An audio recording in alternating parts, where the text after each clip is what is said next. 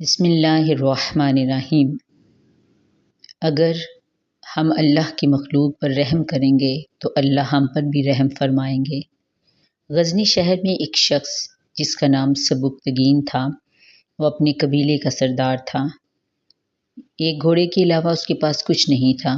وہ اپنا وقت سیر و تفریح اور شکار میں گزارتا تھا۔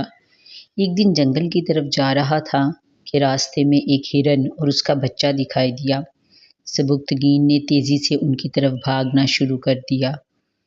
ہرنی تو جلدی جلدی بھاگ گئی، مگر اس کا بچہ پکڑا گیا، جس کو وہ لے کر اپنے گھر کی طرف روانہ ہو گیا۔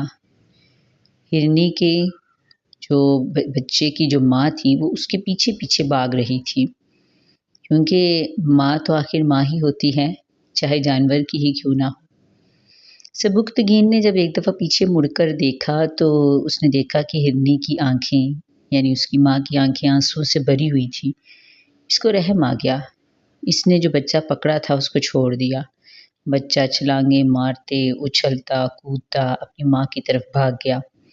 دونوں ہی چھلانگیں لگاتے ہوئے بڑی خوشی سے جنگل کی طرف چل دیے۔ اسی رات جب سبکتگین سویا تو اسے خواب میں رسول پاک صلی اللہ علیہ وآلہ وسلم کی زیارت ہو گئی۔ سبحان اللہ۔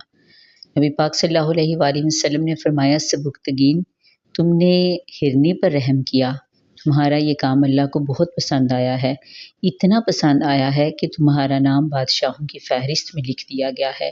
اب تم بہت جلد بادشاہ بن جاؤ گے۔ اور ایسا ہی ہوا، بہت جلد وہ بادشاہ بن گیا اور اس واقعے کو کبھی نہ بھولا اور اپنی رعایا کے ساتھ ہمیشہ مہربانی والا معاملہ اس نے کیا۔ سبحان اللہ۔